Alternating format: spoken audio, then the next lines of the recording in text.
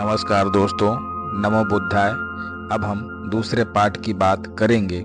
गुरुजी ने बोला, 3 महीने बीत जाने पर पहला पाठ पूरा हो गया है। अब कल से दूसरा पाठ शुरू होगा। अब नींद में भी मैं हमला कर सकता हूँ, जिससे तुम्हें सावधान रहने की जरूरत है। उस युवक ने माथा ठोक लिया। जागने तक तो गनीमत थी, किसी तरह वह बचाव कर लेता था। सोने में कैसे मैं सावधान रहूंगा और सोते हुए हमले कैसे रोक सकूंगा। लेकिन एक बात का उसे ख्याल आ गया था। इन 3 महीनों में उसने कोई चीज बहुत अद्भुत रूप से भीतर जागती हुई पाई थी, जैसे कोई बुझा हुआ दिया जल गया हो।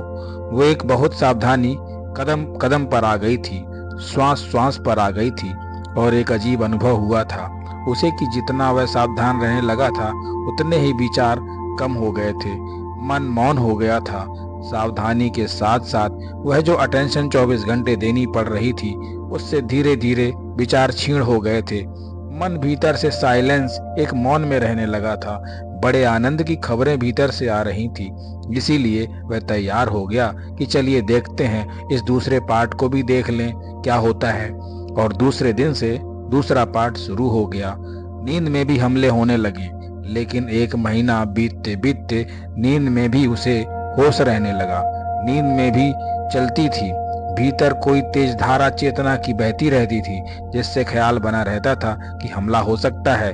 हैरान हुआ था, वह भी सोया भी था, जागा भी था। आज उसने पहली दफा जाना कि शरीर सोया हुआ है।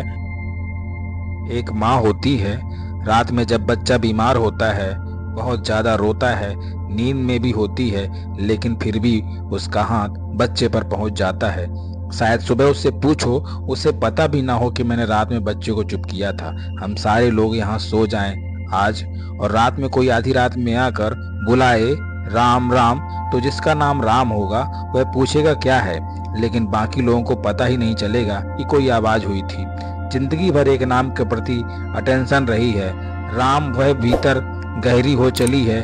कोई रात में भी बुलाता है तो वह सावधान हो जाते हैं। आदमी जिसका नाम राम है, 3 महीने बीतते बीतते नींद में भी हमला मुश्किल हो गया था। नींद में भी हमला होता और हाथ रोक लिया जाता था। गुरु ने कहा, तेरे 2 पार्ट पूरे हो गए हैं, अब तीसरा और अंतिम पार्ट शुरू होने को है। युवक ने सोचा, अब कौन सा पार्ट होगा। जागना और सोना 2 बातें थी।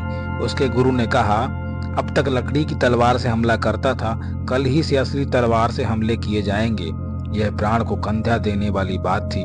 लकड़ी फिर भी लकड़ी थी, चोट ही करती थी, इससे तो प्राण भी जा सकते थे।